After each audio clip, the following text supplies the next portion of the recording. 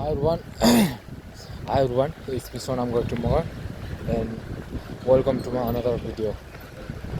Mm, uh, आज चाहिँ म 8 बजेतिर ब्रेकफास्ट गरेर बाहिरतिर वकमा आएको थिएँ. सो अराउन्ड 2 किलोमिटर जतिको वकपछि चाहिँ मैले एउटा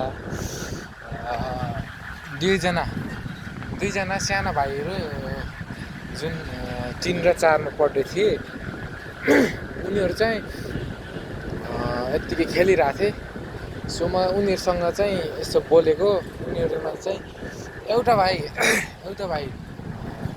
लगभग ठिक्क बोल्ने प्लस अर्को भाइ चाहिँ अलि धेरै बोल्ने रहेछन्.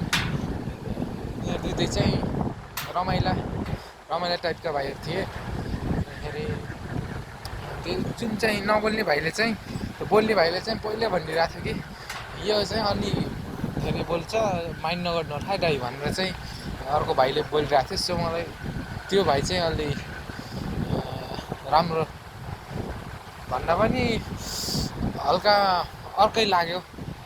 यता भन्दा नि उसको बोलीचाली अलिक फरक रहेछ त्यो भाइको भन्दा. तर तिनीहरू चाहिँ दुइटाखेरि आफू साथी हुन् भनेर भनिरहेको थिएँ. सो एक्चुली तिनीहरू चाहिँ they have two type of character but they are still friend. तिनीहरू चाहिँ साथी रहेछन्. एउटा भाइले चाहिँ मलाई पहिले अलिक धेरै बोल्ने भाइले चाहिँ मलाई सोधिरहेको थियो कि तपाईँ चाहिँ हिन्दू हो कि मुस्लिम हो भनेर चाहिँ सोधिरहेको थियो.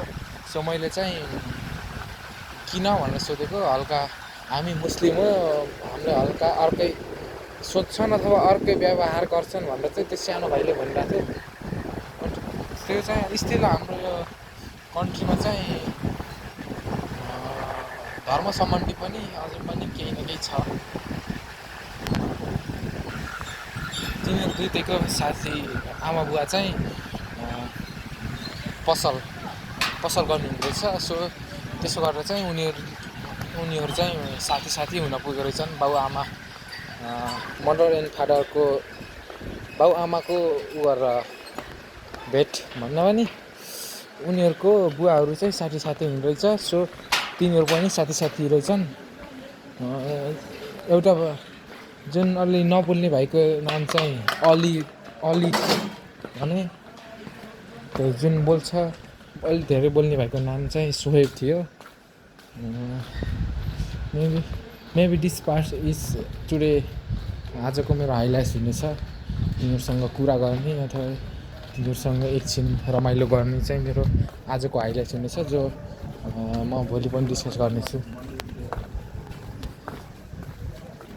सो यो भिडियो चाहिँ अब यहीँ एन्ड गर्छु. म फेरि भोलि कुनै नयाँ टपिकसँग बोल्ने कोसिस गर्नेछु. सो आजलाई यति नै. At the end self change on it own. आफूलाई परिवर्तन गर्ने आफू नै हो. So stay hard, be positive. Bye bye. See you tomorrow.